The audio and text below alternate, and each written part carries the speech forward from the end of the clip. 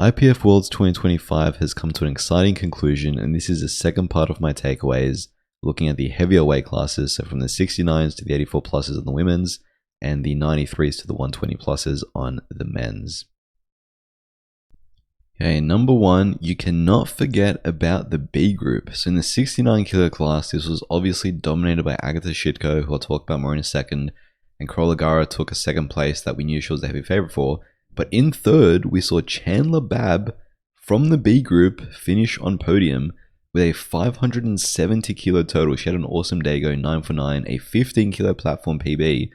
And she's by no means an unknown. In fact, she is a two-time former world champion in this very weight class back in 2021 and 2022. She was only in the B group because she didn't have a qualifying total for whatever reason. But still, very strong podium contenders who are lifting in prime time. You had the likes of Celine Crum, Annie Nelson, Marte Chenot, who were all gunning for that spot, and they had the advantage of knowing the number they had to hit, being 570, and still not being able to get there. So pretty cool to see someone in the B group hit the podium.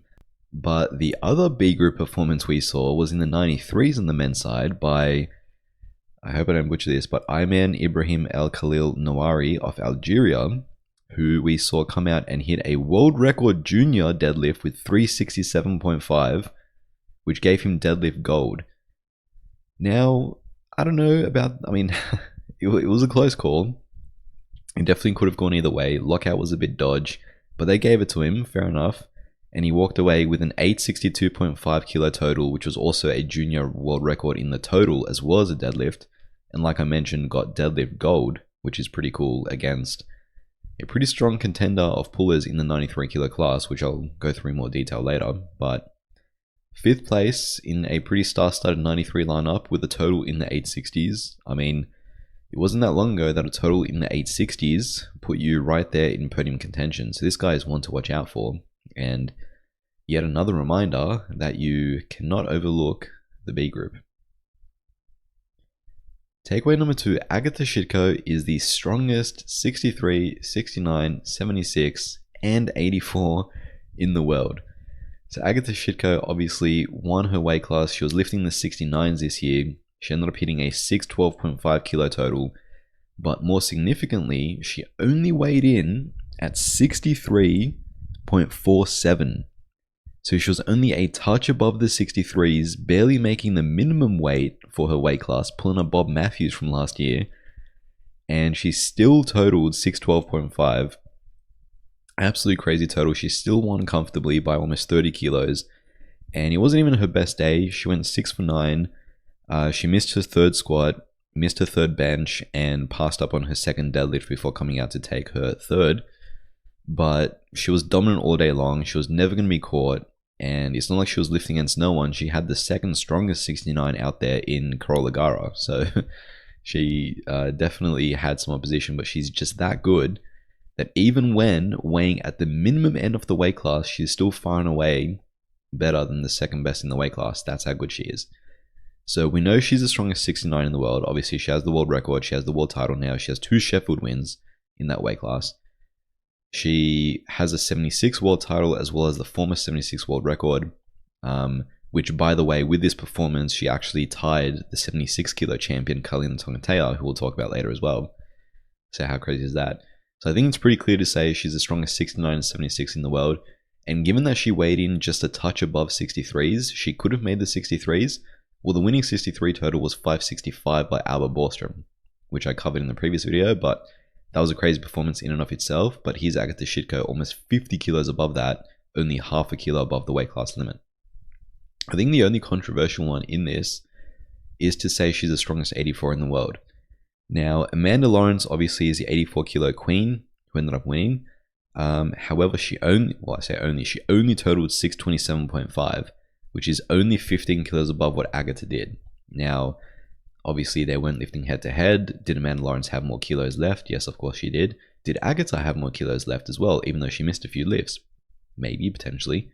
But it's going to be very interesting to see when they finally go head to head, which hopefully is a when, not an if. Christian Ayandokun is a legit 93 kilo threat. Now, Christian Ayandokun was having an amazing day in the 93s, We knew that the 93s was going to be a story about the main three fighting, battling out for podium. What order would the podium be?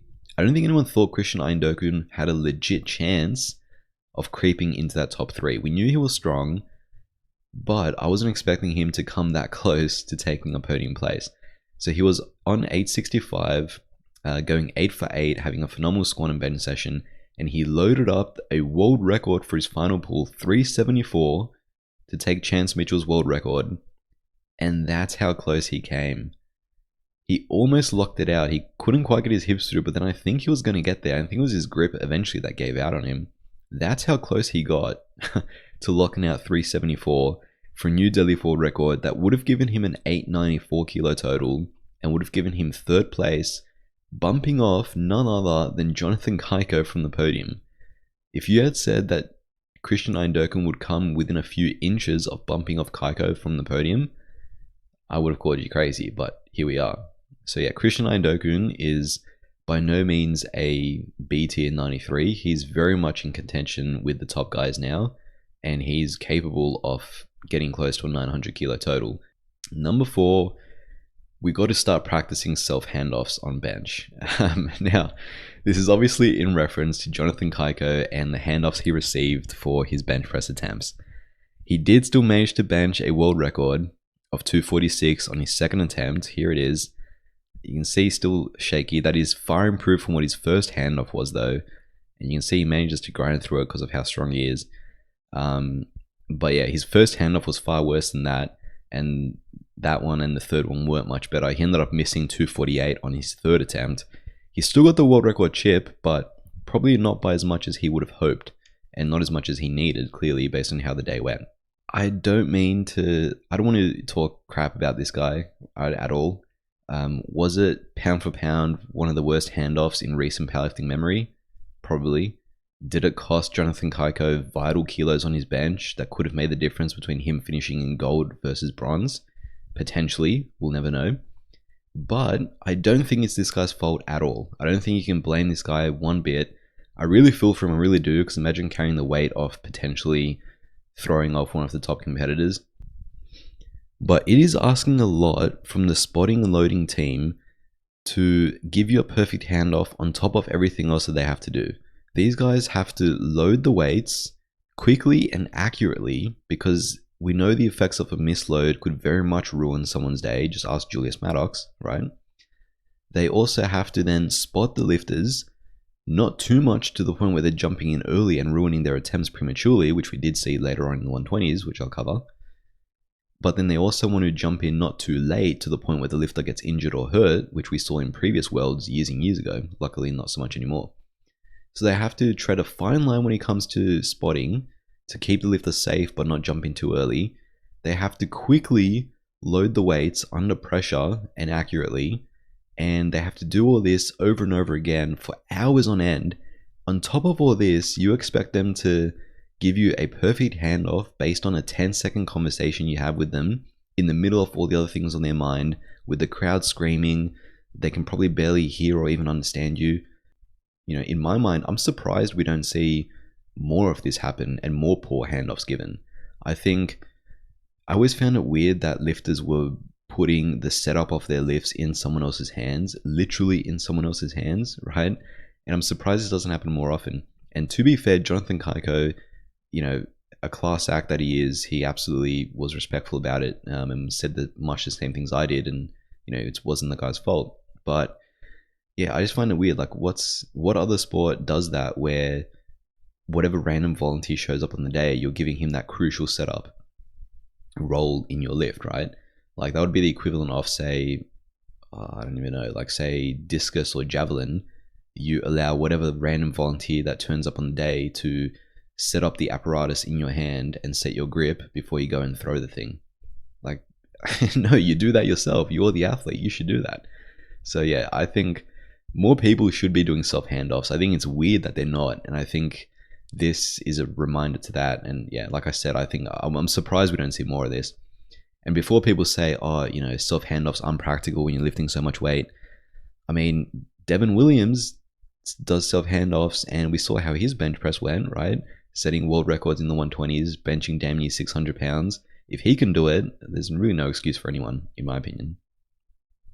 But on to the rest of Jonathan Kygo's performance.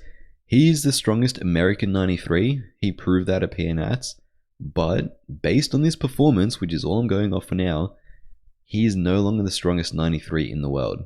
So Jonathan Kygo, he ended up on 893.5. He was 7 for 8 going into his final deadlift attempt, having only missed that third bench like I mentioned.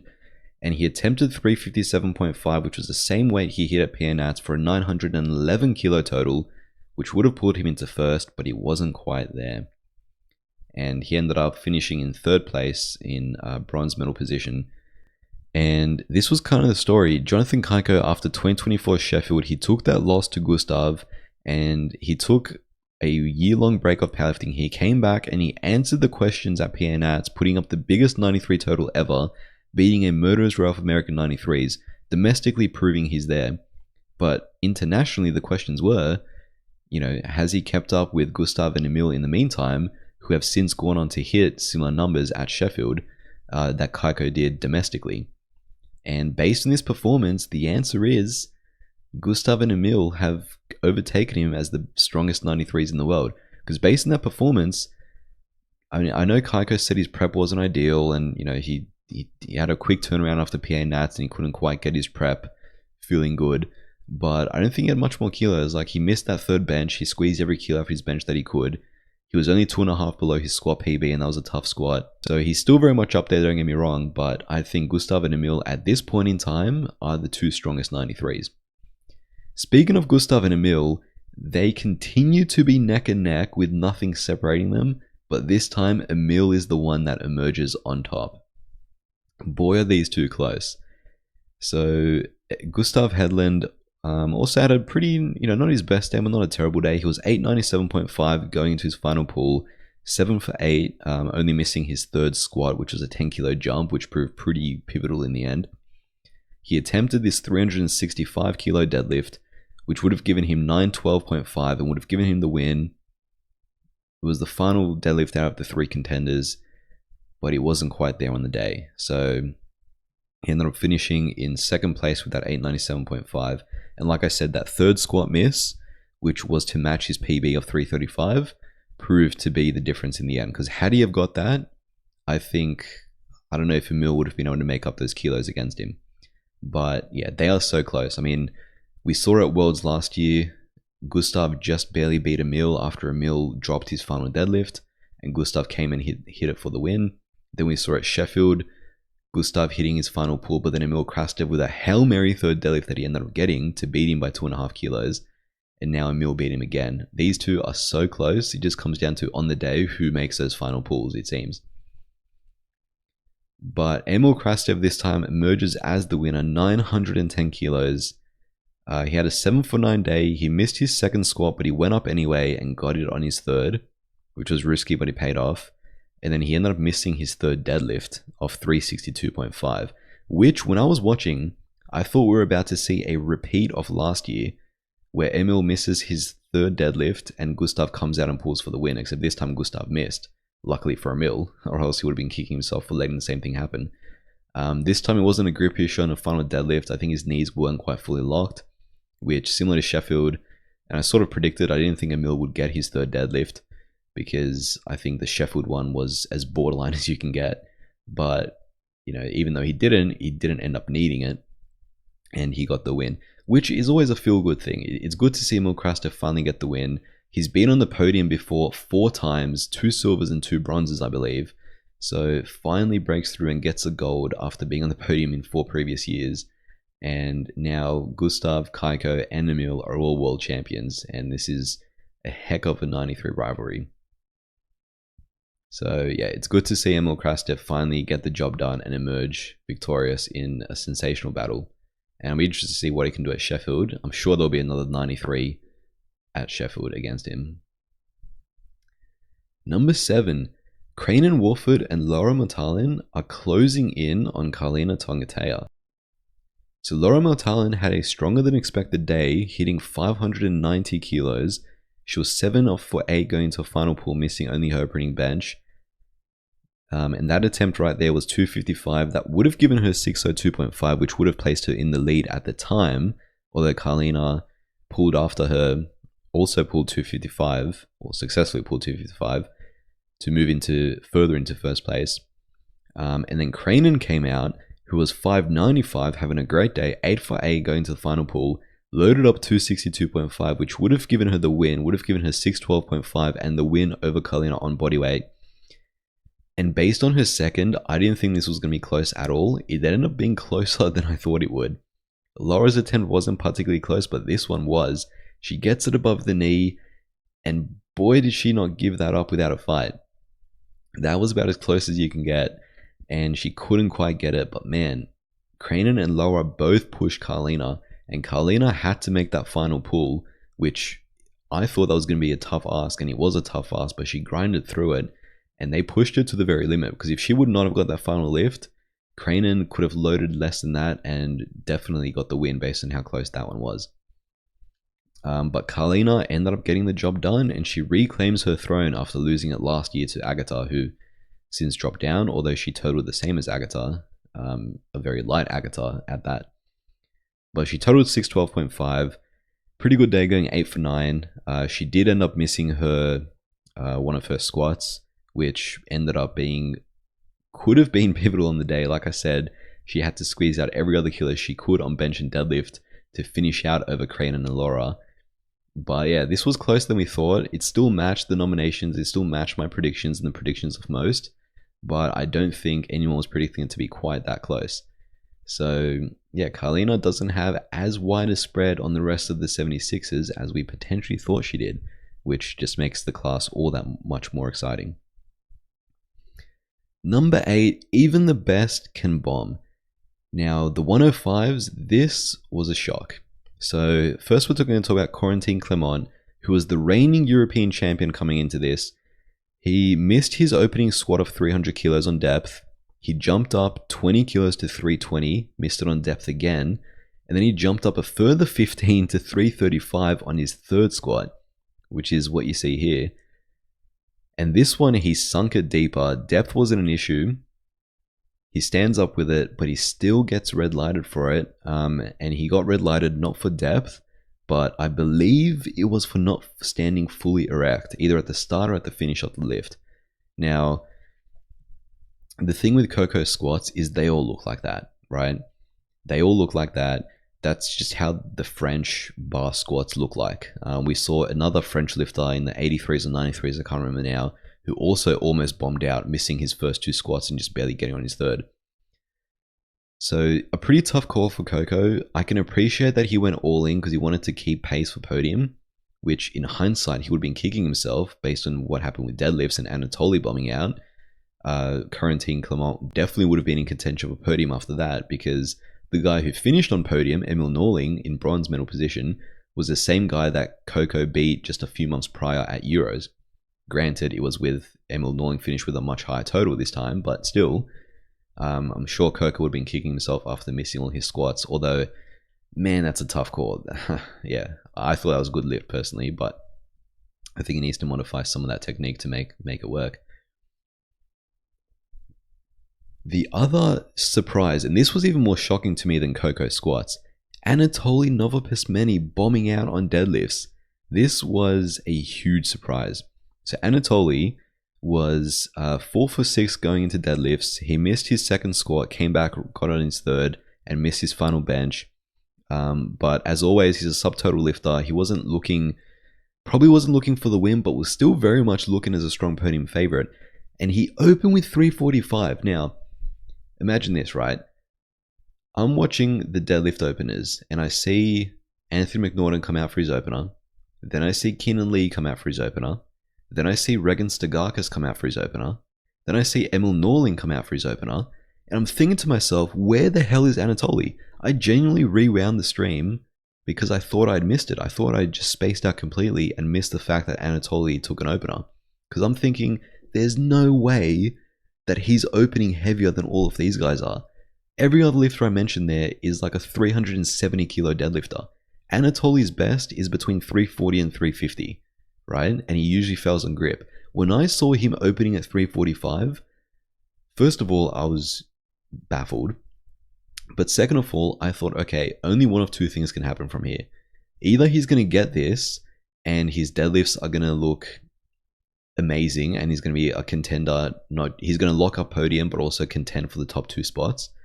Or he's going to miss on grip and he's going to bomb out.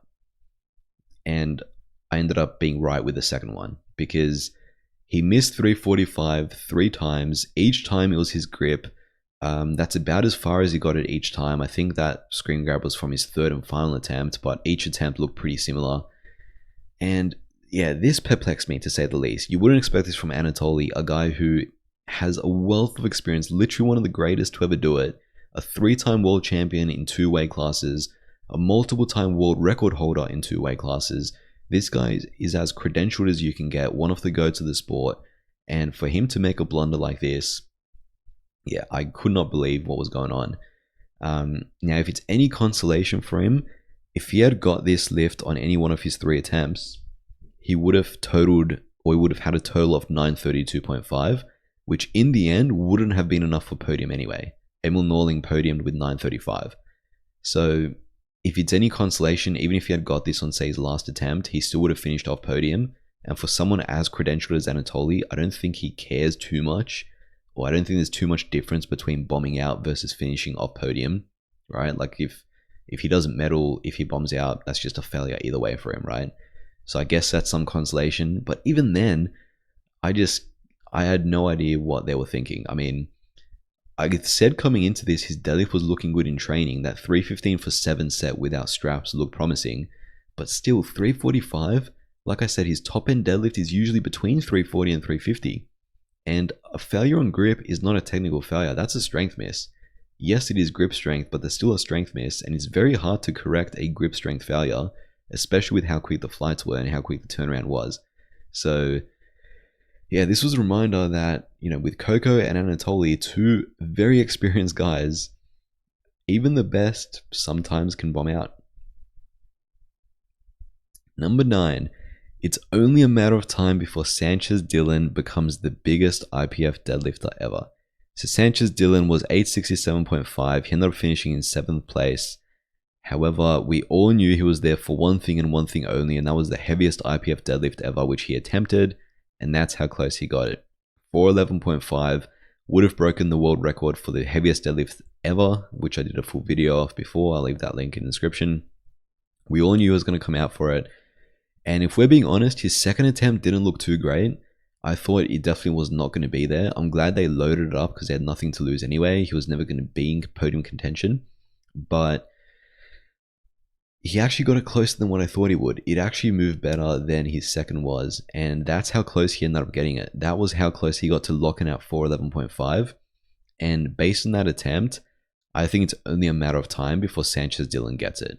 I think we're going to continue to see him take swings at this world record. And with how close he is, above the knees, so close to lockout, yeah, it's only a matter of time before he gets this world record and becomes the heaviest IPF deadlifter ever, despite being 105, which is absolutely insane. Number 10. All right, the rest of the 105 contenders. So Emil Norling is back, Regan Stagakis is rising, and Keenan Lee probably still makes Sheffield. So Emil Norling, first and foremost, is finally back, and this is great to see. Emil Norling finished on podium with a 935 total, going 8 for 9, having a great day, only missing his opening deadlift on a bit of a speed wobble, but he came back and, got his final 2 attempts. Great to see him finally do well. His PB total was 928.5 for what felt like years, and he was never quite able to get back to that. He was around the low 900s for quite a while there, or quite a few years. So finally seeing him back above that is good, and a well-deserved podium for Emil. Regan Stagakis also had a decent enough day. He finished on 910, going 7 for 9. He missed his 3rd squat and his 3rd deadlift, although he got his 3rd deadlift. I think he just dropped it. He either dropped it without returning it to the ground under control, or he skipped the command. I don't know which one he was. Lucky for him, that pull only would have given him 920, which still would have made him 4th place. He finished 4th anyway, so it would have given him extra 10 kilos to that world junior record that he got, but aside from that, it wouldn't have made much difference. because that would have been pretty annoying otherwise.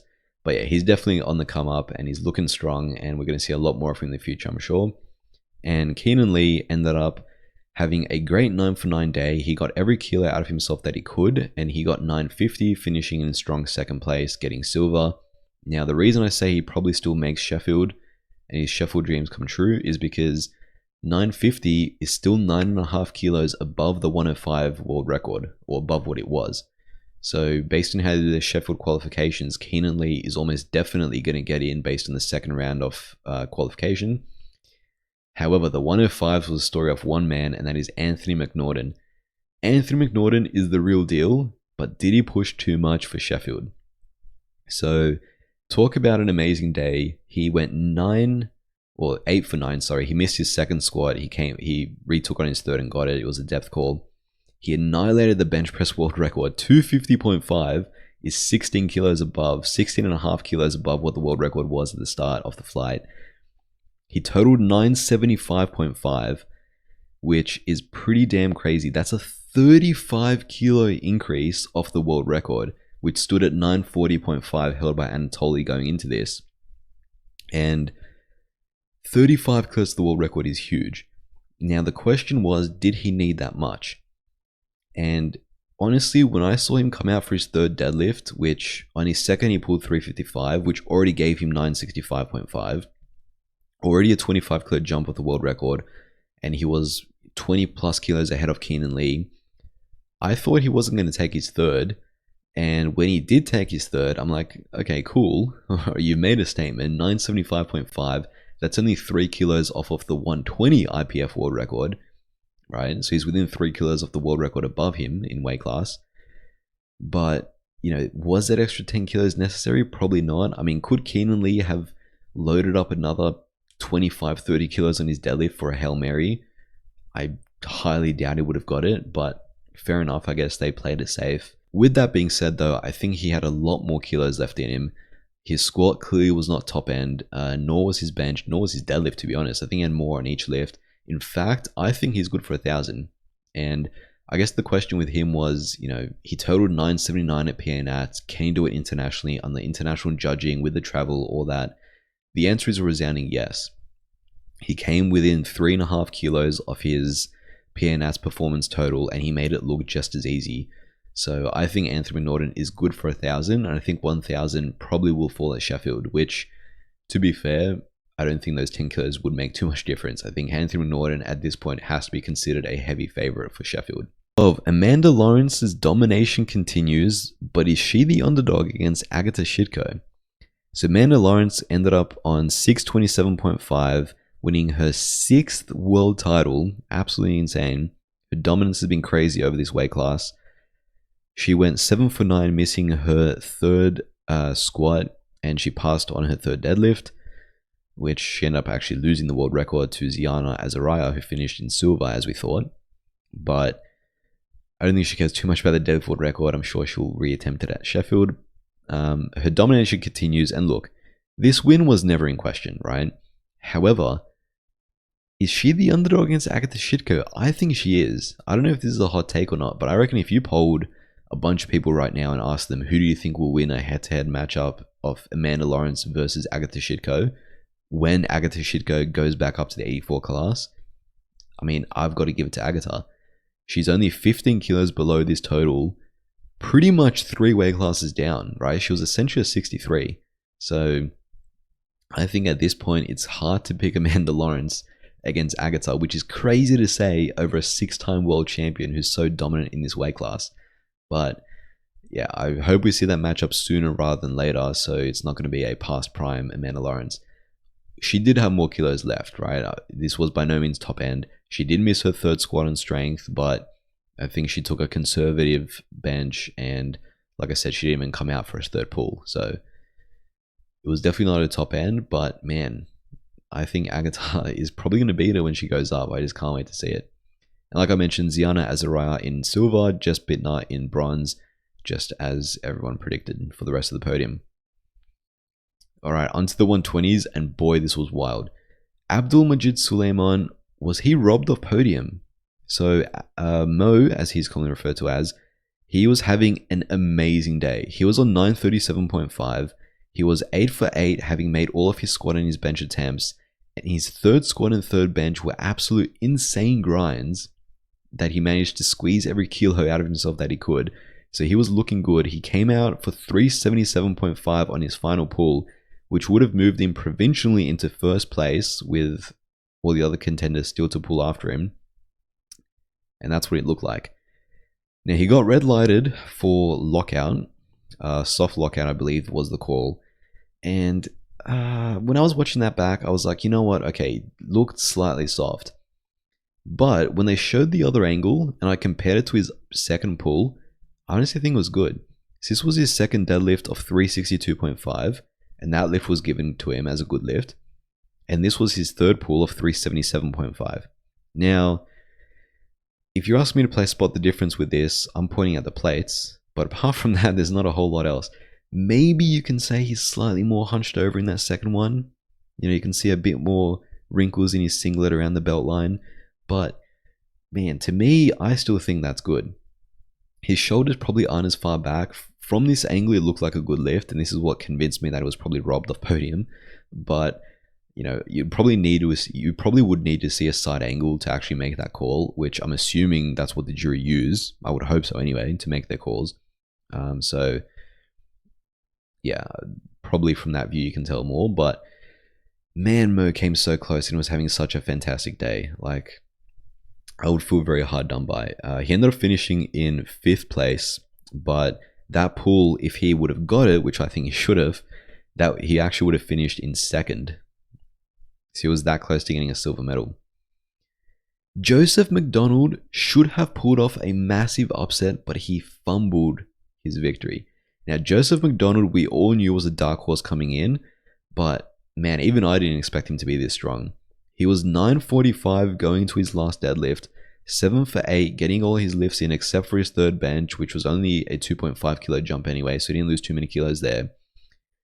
And look, his second deadlift was 352.5.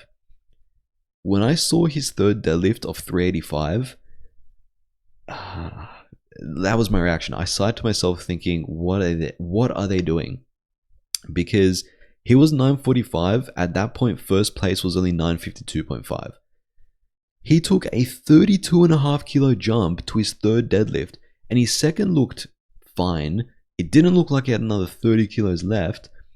And to be fair to him, this was the attempt, and he got it closer than I thought he would, but still not quite. It was a miss on strength, and man, what a missed opportunity for Joseph McDonald. He ended up finishing in 4th place, so just off of podium, but like I said, he very easily could have pulled for podium, and with different attempt selection, definitely could have won. So his meet PB coming into this was 366.5, right? Like I said, he was already on 945 with a 352.5 second deadlift.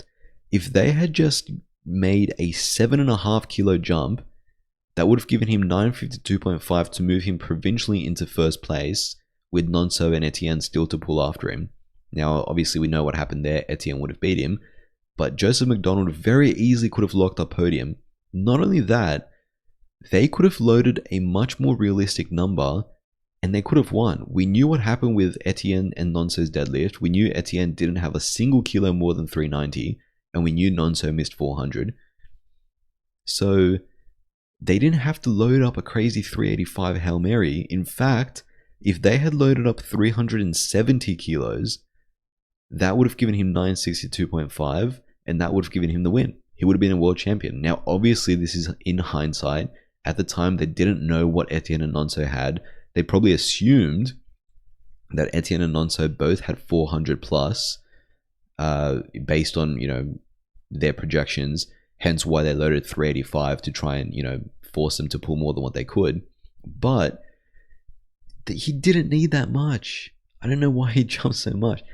Like I said, this would have been almost a 20 kilo deadlift PR for him. His best in the meet was 366.5. I'm pretty sure I've seen him do probably around 370 in the gym. I can't quite remember. But, I mean, if you're at a local meet, sure, go for a huge PB. If you're in 9th place, sure, go for a huge PB. But if you're in fourth, 7.5 kilos below first, pull into first place, and at worst case, if Nonso and Etienne make their deadlifts, you're still on podium with bronze, right? Or take a more conservative jump, which would have given you the win. 370 definitely would have been there for him based on how that 385 looked. And if he makes that attempt, he's world champion right now. And he would have pulled off a massive upset. So I know the takeaway from this should be that Joseph McDonald is a legit contender and he's super strong and he's a top 120, which is true. But man, for me, I just think this was a huge missed opportunity for Team Trinidad. And as good of a day as he had and as happy as he would be with his performance, I think if he goes back and watches that, he's going to be kicking himself because he's going to be thinking, damn, I was that close to being a world champion. I don't know if they realized how close he was. I think if he had someone like Matt Gary at the helm or, Team Sweden or Team USA handling him, he probably would be a world champion by now, which is absolutely crazy to think that he almost pulled off what would have been one of the biggest upsets in powerlifting history, especially with Rondell coming back next year, hopefully anyway, unless the Trinidad Fed and the IPF finds another way to screw him over. This could have been his last chance of being an IPF world champion. Yeah, a huge missed opportunity for a very strong Joseph McDonald.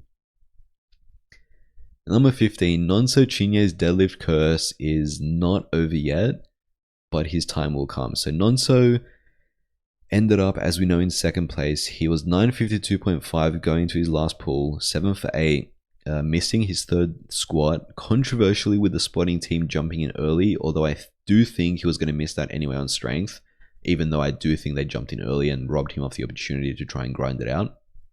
But they didn't re-attempt it, even though they had the chance, which I think was smart. He probably wasn't there anyway.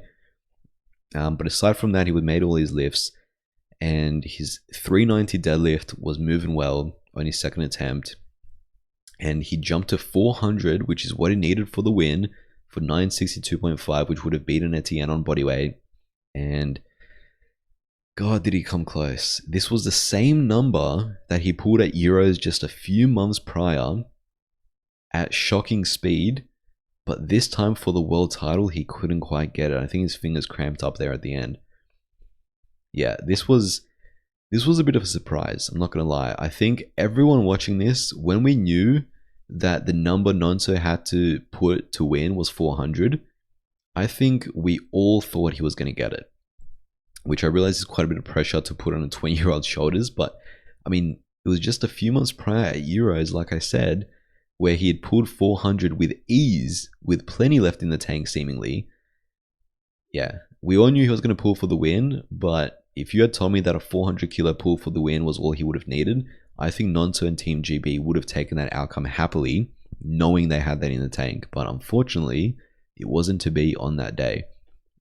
So the curse of Nonso, which we thought he broke at Euros when he pulled that 400 kilo deadlift, which was his third attempt at a 400 pull, we thought he broke the curse. Not yet. It looks like the curse is back. However, we all know his time will come. I think it's a matter of time before Nonso finally claims his world title. Like I said, I know Rondell's coming back next year, hopefully, fingers crossed anyway. So it's probably going to be a few years before he catches that level, if he even does. But yeah, it seemed like the pressure just got to him, or yeah, his deadlift strength just wasn't quite where we thought it would be. I mean, he pulled 405 in training with ease as well. So the strength definitely should have been there for that final pull. Devin Williams ended up finishing in third, who also was having a good day. He finished 950.5. He had made all his lifts and extended his own bench world record by a few kilos on his second, on his third, with a self handoff, by the way, like I mentioned. And he jumped 377.5 for his final pull, which would have given him 968. In hindsight, probably too big of a jump, sort of similar to what Joseph McDonald did. Obviously, he didn't have the benefit of knowing where Nonso and Etienne would finish up, but in hindsight, if he would have loaded 2.5 or 5 kilos less and got it, he still would have won. And I think 5 kilos less than that would have moved. But yeah, I think he just overreached, assuming that Nonso and Etienne would have 400 in them, which they both did not. Number 16, my finest prediction, Etienne Elchier gets the win but the 120s got clapped by 105 again. Now, I know this is crazy impressive. Etienne getting the win, the upset win, yada yada. Yeah, okay, let's put all that aside. Can we talk about how crazy it is that I actually predicted Etienne Elchier would get the win despite only 5% of people thinking he would on the Sheffield poll? I mean, that is presser powerlifting at its finest right there. That is my biggest prediction, and he paid off. Now, jokes aside, Etienne got the job done. I couldn't see a way that Etienne was going to win based on those opening 2 deadlifts, but boy, did he find a way, and he grinded out that 3rd deadlift.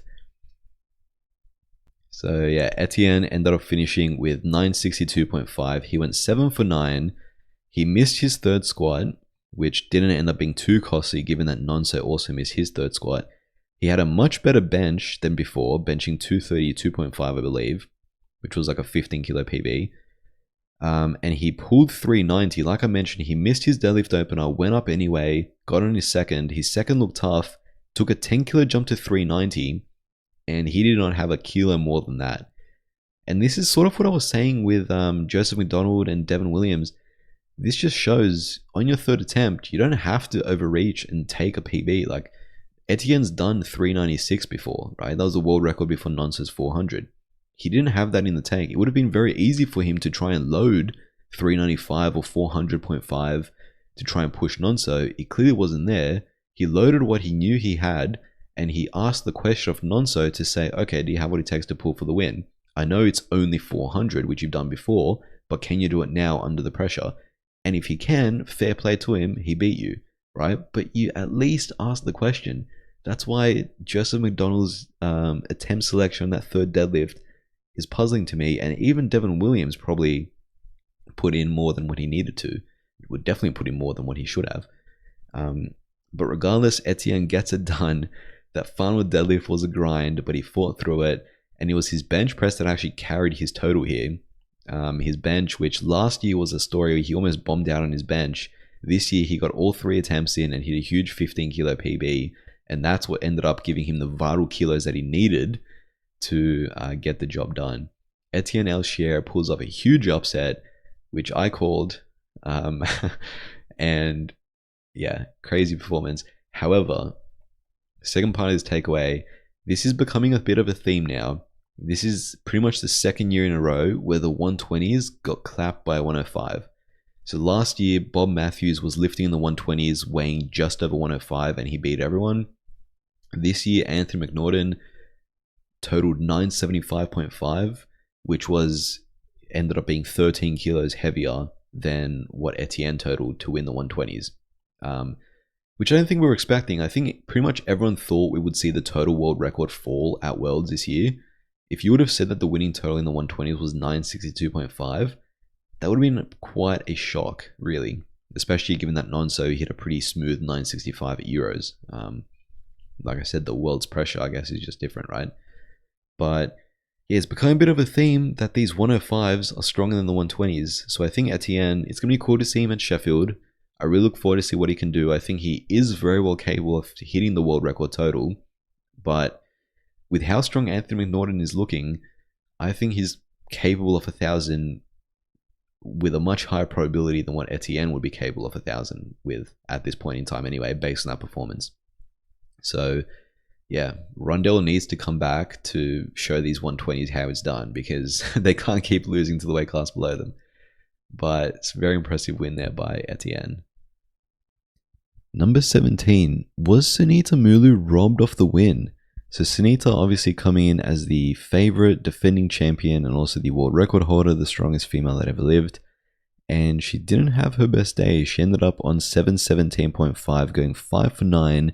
She missed her third squat, missed her second bench, and had to retake it to stay in the fight with Brittany. And her deadlift just kind of fell apart. So she hit this 245 opener, and look, I don't know about these calls, man. I mean, similar to what happened with Mo's deadlift, and we see this especially with the super heavyweights. Locking out a deadlift is tough when you got all that body mass in the way, right? Personally, I think Sunita's lifts all pretty much similar. So here's her 245 opener that she got white lights for, and this was passed as a good lift. Then here's her second attempt of 265. She takes a 20 kilo jump, and honestly, to me, that looks the same.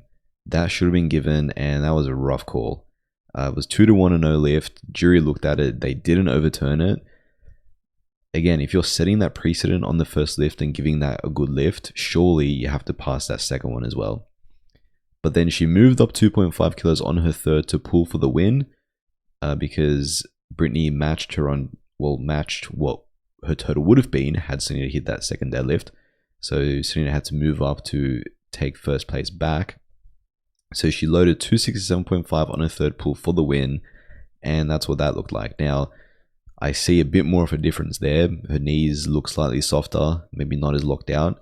So I can more so understand them not giving her that. But the second, I think 100% should have been given. Now, in hindsight, even if her second was given, Brittany Schlatter would still have come first, and it would still have come second. So was she really robbed? Well, the second deadlift wouldn't have been enough for her anyway. But that third deadlift, you could also argue, potentially could have been good.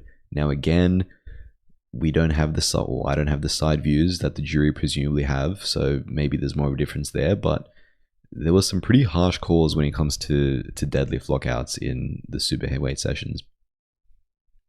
But number 18, Brittany Schlatter is back on top and reasserts herself as the strongest female ever, and what a day she had. She went 8 for 9, 737.5, absolute monstrous lifts all day long, 295 squat, an absolute grind.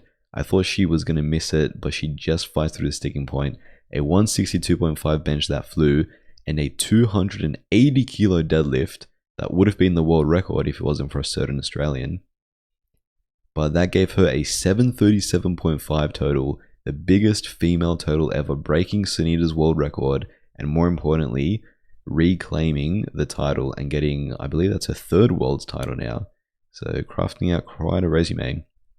I knew Brittany Schlatter was strong coming into this. I thought it was a 50-50 call between Sunita and Brittany. I knew Sunita's deadlift lockouts were iffy, and when she took that 20 kilo jump, I thought, that's a risky one.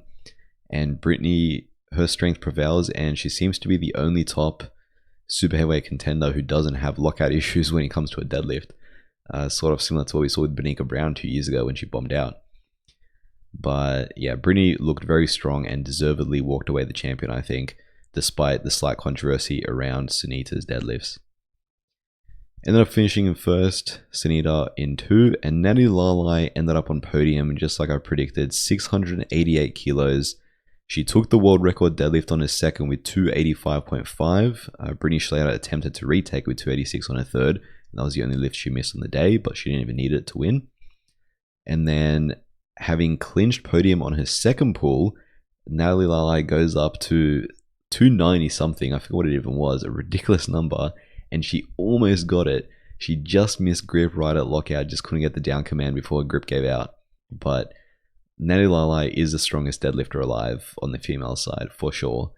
And that was an exciting battle for podium. Lucienne Lafayette finished on 4th with 677.5, and returning legend Bonica Brown looked like she had a pretty cruisy day, finishing in 5th, 647.5. Didn't look like she pushed herself too much, but she probably was never going to catch the top 4 anyway.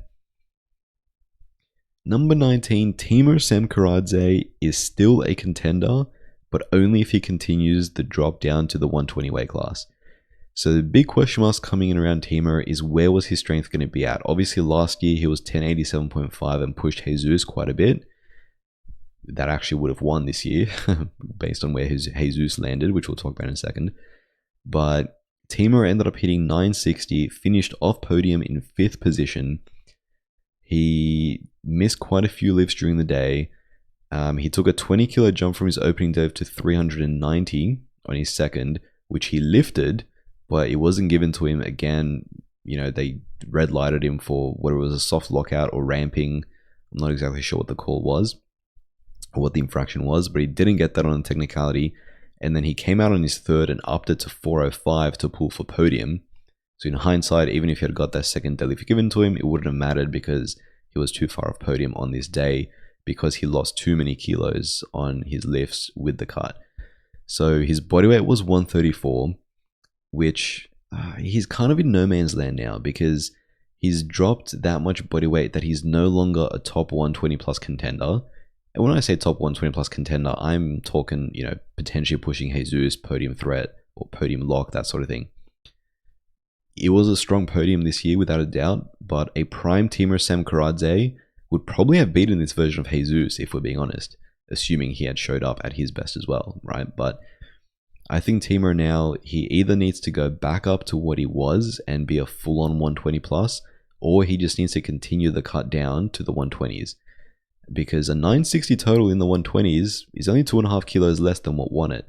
So he can be a real contender there. And like I said, he had more kilos in that 960 based on the, that 20 kilo jump on deadlifts he almost got, arguably should have got.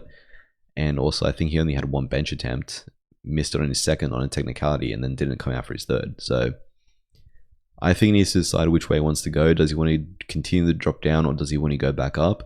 But if he stays here in no man's land, I think it's going to be tough for him to continue to rack up the medals. And number 20, and talk about a bittersweet moment, Jesus Olivares wins his 5th straight title, but he doesn't qualify for Sheffield. Who saw this coming? Not me, not anyone. So Jesus, as we all predicted, it would have been a huge upset if he didn't win. He ended up totaling 1,070 kilos, only hitting 5 lifts, a 430 squat, 270 bench, and this lightning quick 370 deadlift. Now that squat and deadlift were opening lifts.